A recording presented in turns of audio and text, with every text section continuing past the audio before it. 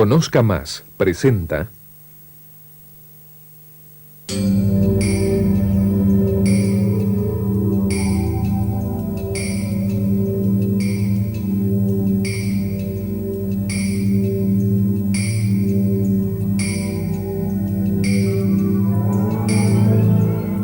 Los misterios de Egipto.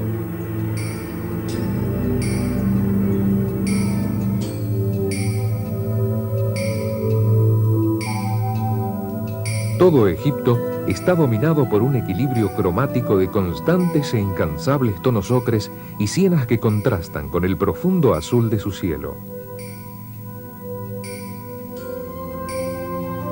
Transmite un halo de misterios latentes, de cultos ignorados, de ceremonias reservadas y de lugares ignotos y maravillosos.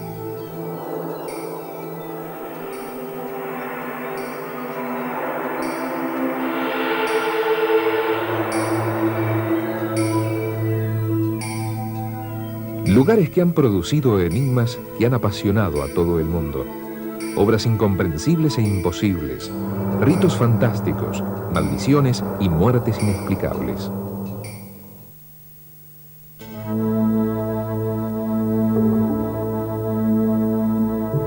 Egipto está bañado por el mar Mediterráneo y el mar Rojo. El río Nilo atraviesa las tierras marcando el destino de los hombres. Sus aguas fluyen a lo largo de 6.695 kilómetros rodeadas por desiertos.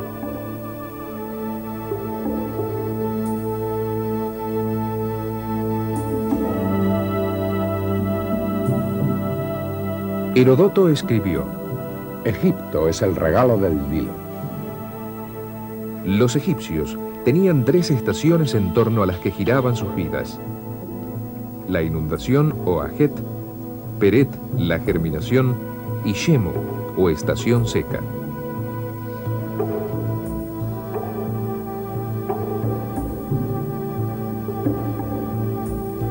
Estaba dividido en el Alto y el Bajo Egipto, que fueron unificados hacia el 2800 a.C., dando lugar al primer reino de la historia.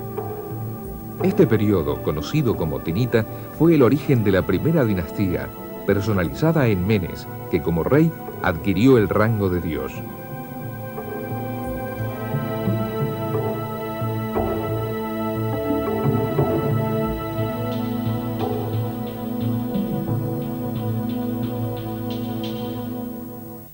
Cuenta la leyenda que Menes realizó la primera gran obra de la humanidad, desviando el Nilo con la construcción de unos diques. En su cauce seco, construyó su residencia, dándole el nombre de Memphis.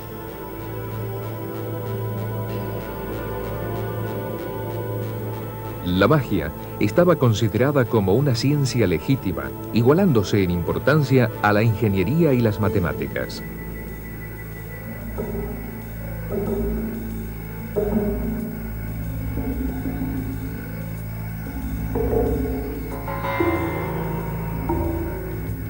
Durante el periodo tinita, los reyes recibían una doble sepultura, una en Abidos y otra en Saqqara, celebrándose los funerales con la misma pompa y boato, tanto en la sepultura auténtica como en el cenotafio, siendo aún un misterio este comportamiento. Algunos arqueólogos suponen que se debía al hecho de ser reyes del Alto y Bajo Egipto, por lo que debían ser enterrados en ambos lugares. Aunque es posible que simplemente sea un signo más de la dualidad que permanentemente se encuentra en todo lo egipcio. El faraón tiene doble tiara, doble cartucho, doble símbolo de mando. Todos sus dioses están duplicados, sin que se haya podido encontrar una respuesta más convincente a esta constante duplicidad.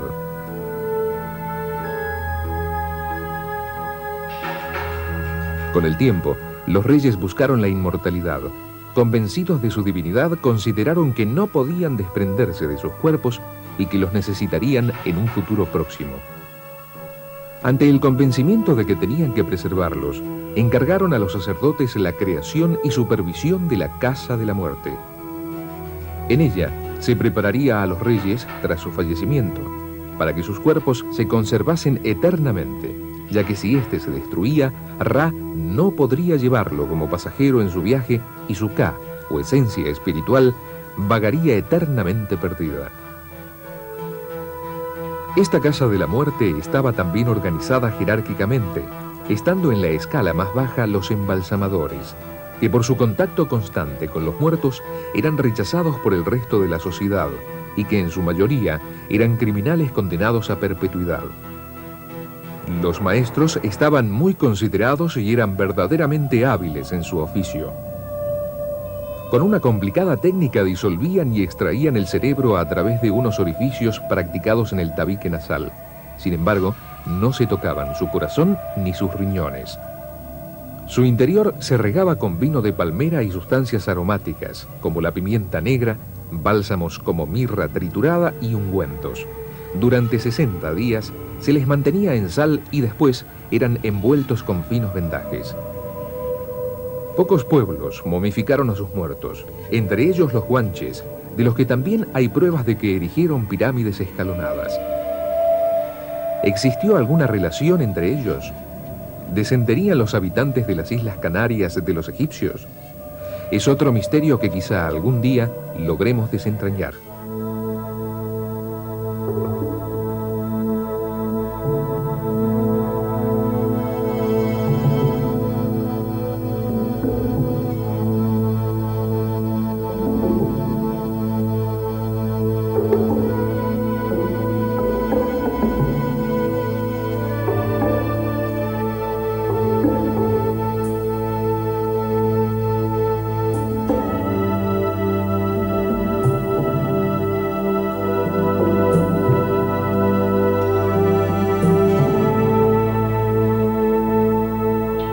A principios del Imperio Antiguo, hacia el 2640 a.C., el faraón Dieser encargó a su arquitecto Imhotep que construyese una gran pirámide donde proteger su cuerpo. Así comenzó la construcción de la pirámide de Saqqara, que tanta similitud guarda con las pirámides americanas y que nos plantea una nueva pregunta sin respuesta. ¿Existió alguna relación entre los egipcios y los mayas? Imhotep realizó para su señor una obra maestra, utilizando la piedra y buscando la perdurabilidad, creando una nueva visión de la arquitectura. Estructuras ficticias, puertas dibujadas y el sepulcro colocado en el fondo de un profundo e inaccesible pozo. Creó también el Serdab, una cámara pétrea que contenía una estatua del faraón. Frente a ella, se practicaron 2 agujeros a la altura de los ojos para que pudiera seguir contemplando el mundo. Realizó cámaras mortuorias que acogiesen a todos sus familiares y sirvientes. Antes de terminar la obra, 10 parientes del faraón ocupaban sus lugares. Con los egipcios nació la escritura ideográfica que más tarde recibirá el nombre de jeroglífica. Etimológicamente, este nombre proviene del griego hieros, sagrado, y glifo, signo. Derivó a nivel popular en la escritura demótica, como este manuscrito encontrado junto a una momia. La mitología popular otorgaba su creación al dios Tot, el dios lunar, gran mago y señor de las palabras sagradas. Un joven francés parecía predestinado a conseguir descifrar el gran enigma de la escritura egipcia. Jean-François Champollion, a los 11 años, hablaba latín y griego y podía leer la Biblia en su texto arameo. La primera vez que tuvo ante sí un jeroglífico, estuvo seguro que no tardaría más de 2 años en poder leerlos. En septiembre de 1822 ya había establecido la vinculación existente entre los jeroglíficos y las formas cursivas egipcias, el hierático, utilizado por los sacerdotes, y el demótico, presente en la piedra de Rosetta encontrada por Bonaparte en el delta del Nilo y cuyo original se conserva en Londres. Era un sistema complejo, una escritura a la vez figurativa, simbólica y fonética. En un mismo texto, en una misma frase, yo diría casi en la misma palabra. Desde entonces, los jeroglíficos egipcios dejaron de ser un misterio. En las tumbas, junto a los sarcófagos, aparecen textos religiosos funerarios, rollos de papiro para acompañarles en su último viaje. Sus títulos son fiel reflejo de sus creencias: el libro del más allá, el libro de los caminos, el libro de lo que existe en el Hades. Su función era la de iniciar al difunto en su nueva vida. El oeste era para los antiguos egipcios un lugar del otro mundo. Muchas veces encontramos escenas de Hathor con forma de vaca, dando la bienvenida al otro mundo a las personas fallecidas.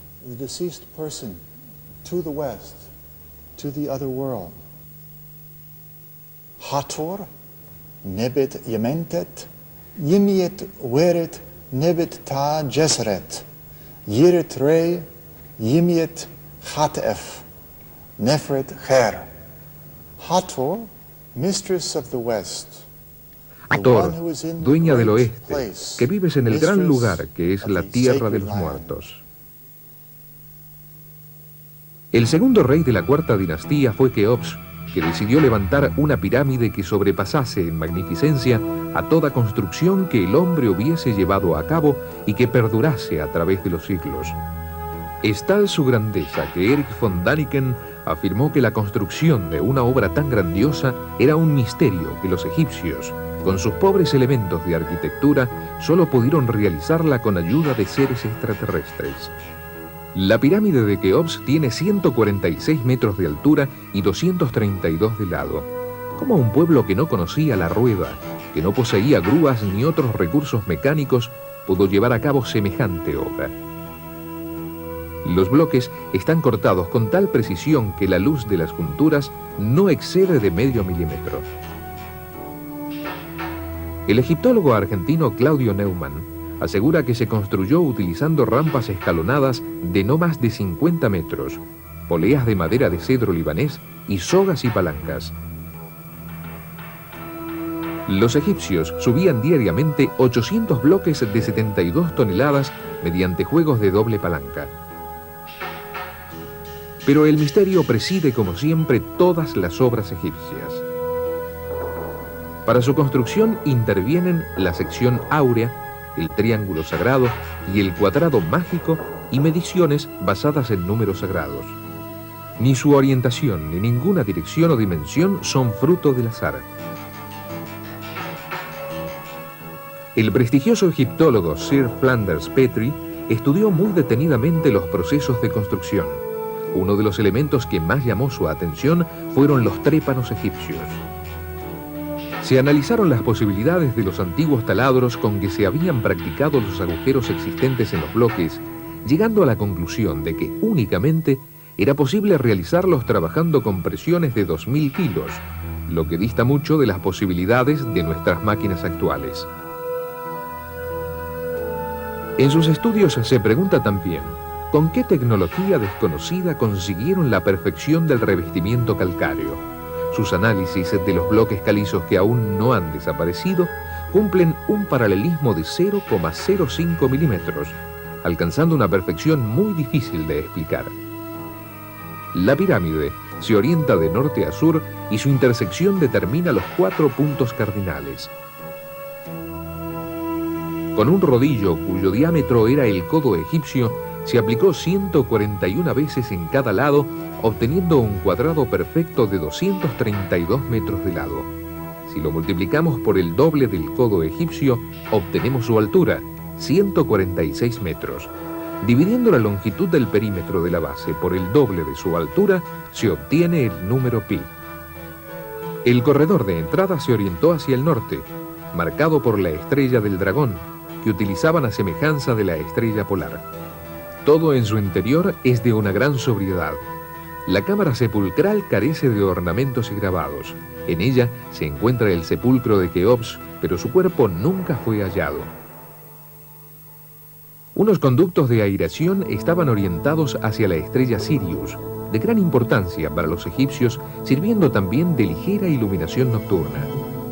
Hace tan solo unos meses, una delegación alemana descubrió en su interior unos compartimientos cerrados con pequeñas puertas por medio de un robot introducido por la pequeña abertura. A la delegación se les retiró el permiso y se guarda el mayor silencio sobre su existencia. Junto a ella, la pirámide de su hijo Kefren, que buscó un lugar más elevado por lo que parece la mayor de las tres, aunque es posible que inicialmente se proyectara mucho mayor. La pirámide de Miserinos fue levantada en el extremo sur.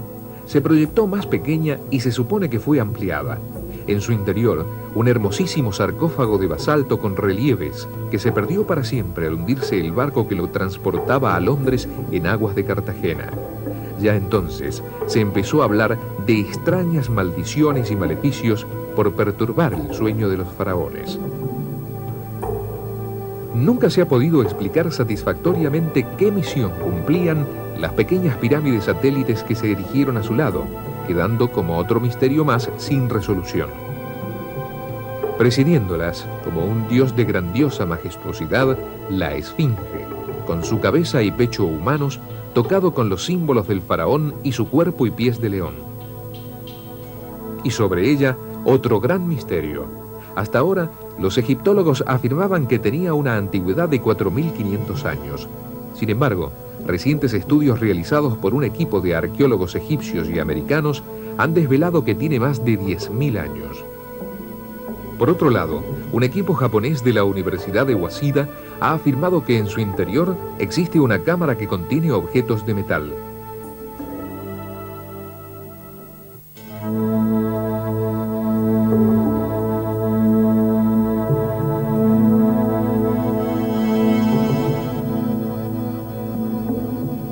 Muchas otras pirámides se levantaron en Egipto.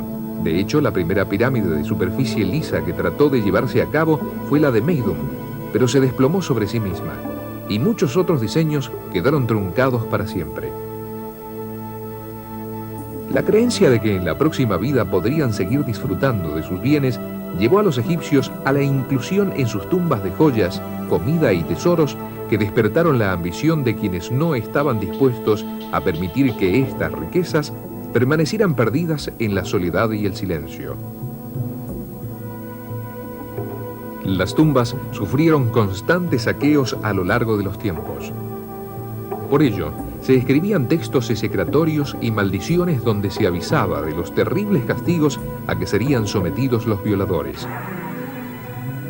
La cobra que está sobre mi cabeza se vengará con llamas de fuego a quien perturbe mi cuerpo. El intruso será atacado por bestias salvajes. Su cuerpo nunca será enterrado y sus huesos serán lavados por la lluvia. Esta maldición aparecía sobre el sarcófago del sumo sacerdote Kapá Amón, descubierta en 1879. Pese a todo, las tumbas fueron profanadas y robadas a lo largo de la historia, en muchas ocasiones por los propios funcionarios que preparaban el despojo antes de que se sellaran las tumbas. En 1985 se encontró el sarcófago del primer ministro de Ramsés II. Cuando se levantó la tapa, que pesaba 7 toneladas, encontraron el agujero que habían practicado los ladrones para vaciar su contenido. El califa Al-Mamún ordenó una excavación en la fachada norte de la Gran Pirámide de Keops, encontrando tan solo algunas joyas.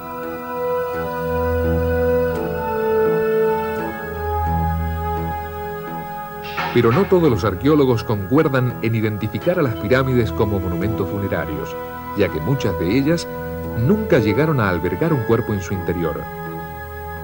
Algunos han supuesto que fuesen grandes graneros, refugios en momentos de emergencia, o que se construyeron con fines astronómicos o religiosos. Se ha afirmado que se celebraba en ellas el Hebset, ritual mágico que permitía el rejuvenecimiento del faraón. Hay quienes consideran la existencia de misteriosas predicciones que permiten calcular el perímetro y peso específico de la Tierra o la duración de las órbitas de los planetas. Curiosa afirmación que contrasta con lo mantenido por numerosos egiptólogos que sostienen que los egipcios tenían unos pobres conocimientos astronómicos. Sin embargo, en el techo de la tumba de Senmut, que data del 1500 a.C., ya se pintaba a Sirio precedida de Orión y otras constelaciones. También planteaba la existencia de 2 Sirios. ¿Cómo pudieron conocerla si no es visible a simple vista? Solo en 1984 se descubrió la dualidad de Sirio con un telescopio refractor anastigmático. Desarrollaron un calendario de 365 días y cada cuatrienio se desplaza un día. relacionándolo con Sirio, cuyo periodo dura 1460 días, o lo que es lo mismo, 4 veces 365. Al llegar al Adytum, en el templo de Abu Simbel excavado en la roca viva, encontramos un sombrío altar con la figura de Ramsés II, sentada en un trono de piedra. Una vez al año, la luz del sol penetra por una estrecha abertura, iluminando su rostro de forma sobrecogedora. Saber cómo lograron los egipcios estos conocimientos astronómicos es un misterio más sin explicación. El descubrimiento que más interés ha suscitado en el mundo fue el de la tumba del faraón Tut-Ankh-Amón, tanto por el extraordinario tesoro encontrado como por el misterio que envolvió la muerte de varias de las personas implicadas en el hallazgo. Howard Carter no era un excavador improvisado, era un egiptólogo que había participado en muchas excavaciones interviniendo en el descubrimiento de la tumba de Tutmosis. Había encontrado evidencias de que la tumba de Tut-Ankh-Amón se construyó en el Valle de los Reyes, donde las excavaciones habían sido tan exhaustivas que se consideraba imposible que quedara algo sin descubrir. Tut-Ankh-Amón fue un faraón de poca importancia perteneciente a la 18ª dinastía, hijo del odiado Akenatón, que había intentado sustituir el culto a los 40 dioses egipcios por un solo dios ante la cólera de sus contemporáneos.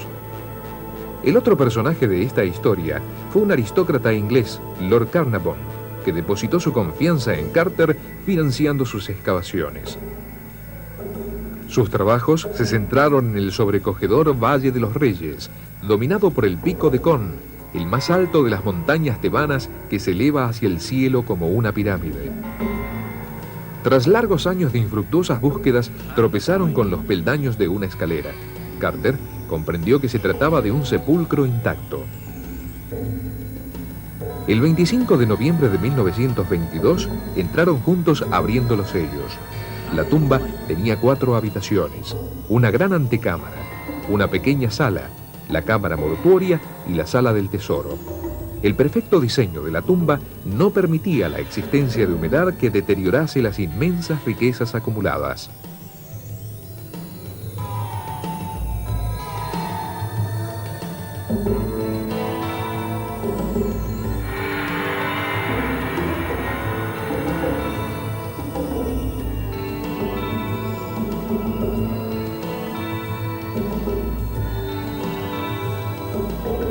Obras de una belleza inimaginable, como la máscara funeraria de oro macizo, con incrustaciones de obsidiana y lapislázuli, paneles con incrustaciones de oro, esta excepcional esfinge, o la cabeza de vaca realizada sobre madera recubierta de oro, lapislázuli y resina.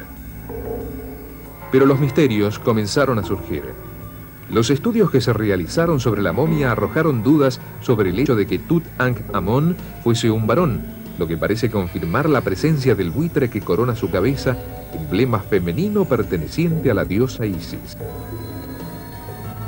Y una serie de sucesos y muertes empezaron a dar origen a la creencia de la venganza de la momia.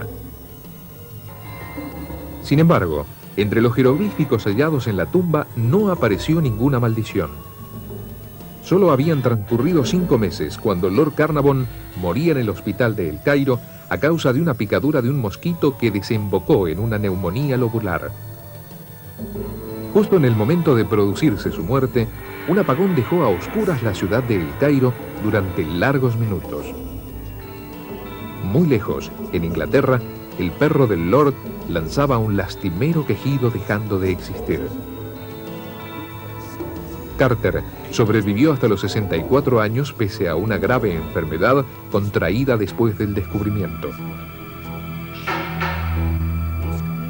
Muchas de las personas que tuvieron relación directa o indirectamente con la momia de Tut-Ankh-Amón perecieron en extrañas circunstancias. Richard Bentel, secretario privado de Carter, expiró inesperadamente en su sala de lectura.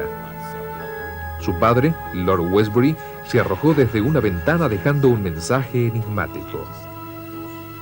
No puedo soportar tantos horrores. La carroza fúnebre del Lord atropelló a un pequeño de 8 años, camino del cementerio. Casualmente, era sobrino de Alexander Scott, funcionario del Museo Británico que había trabajado con la momia. Su hija, la profesora de la Universidad de Chicago, Evelyn Greenlee, se ahogó en el lago Michigan.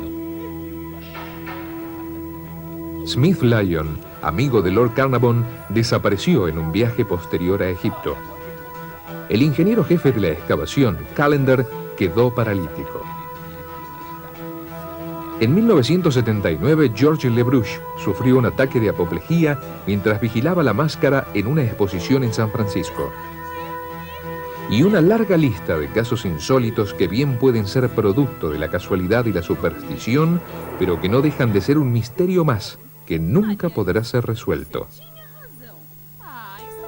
La mayor parte de la gente supone que todos los descubrimientos importantes tuvieron lugar durante el pasado siglo o a primeros de este, pero hoy siguen realizándose excavaciones que aportan nueva luz a nuestros conocimientos, como esta extraordinaria sala del Museo de Luxor, con los últimos hallazgos realizados y que han podido ser filmados por primera vez en exclusiva para Conozca Más. La noche cae sobre Egipto cubriéndolo de una espesa oscuridad. Todo en Egipto es un misterio que quizá algún día logremos desentrañar.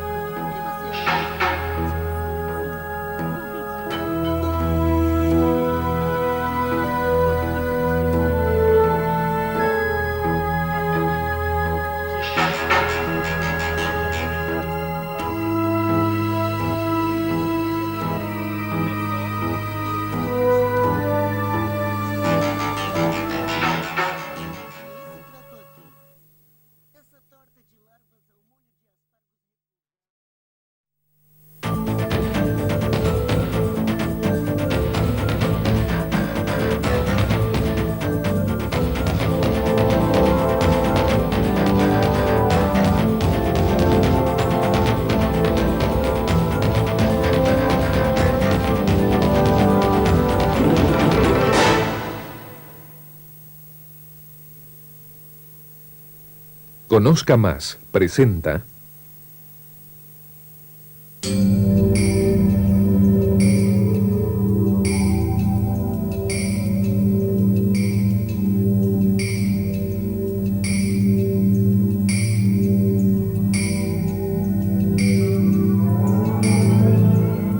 Los misterios de Egipto,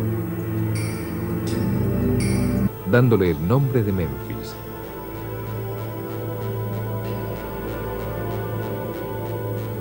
La magia estaba considerada como una ciencia legítima, igualándose en importancia a la ingeniería y las matemáticas.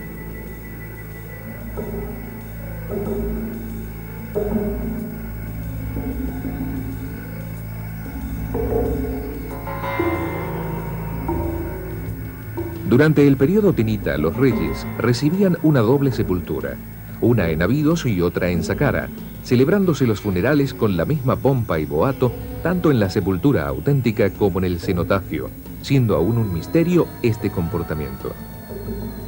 Algunos arqueólogos suponen que se debía al hecho de ser reyes del Alto y Bajo Egipto, por lo que debían ser enterrados en ambos lugares.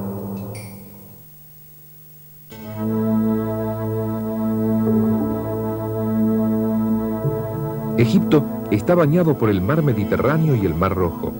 El río Nilo atraviesa las tierras marcando el destino de los hombres.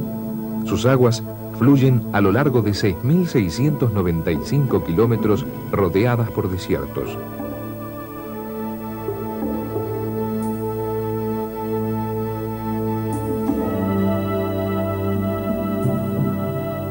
Heródoto escribió: Egipto es el regalo del Nilo. Los egipcios tenían 3 estaciones en torno a las que giraban sus vidas: la inundación o Ajet, Peret, la germinación, y Shemu, o estación seca.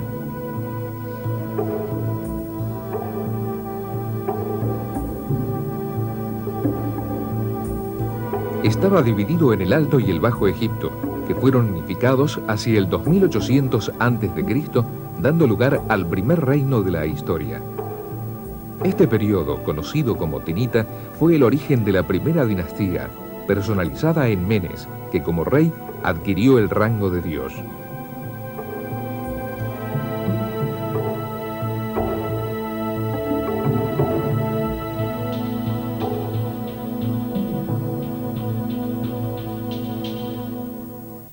Cuenta la leyenda que Menes realizó la primera gran obra de la humanidad, desviando el Nilo con la construcción de unos diques.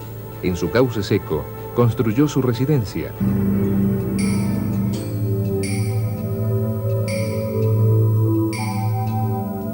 Todo Egipto está dominado por un equilibrio cromático de constantes e incansables tonos ocres y sienas que contrastan con el profundo azul de su cielo. Transmite un halo de misterios latentes, de cultos ignorados, de ceremonias reservadas y de lugares ignotos y maravillosos.